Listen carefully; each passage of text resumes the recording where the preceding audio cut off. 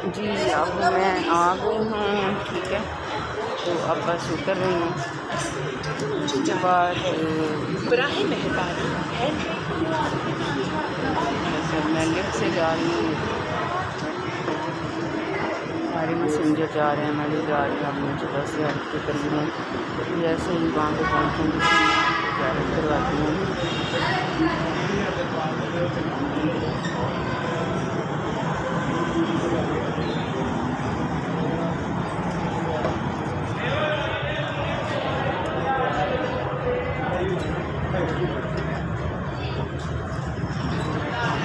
Finally अब हम यहाँ से पकड़ेंगे रिक्शा और फिर आगे जाएंगे ज़ियारत पे।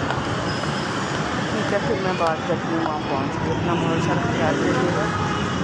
साथ के दिन दुआ करेंगे अल्लाह हमारी बख्शिश फरमा दे और हम सब मोमिन मोमिनात पे अपना रहम फरमाए, करम फरमाए।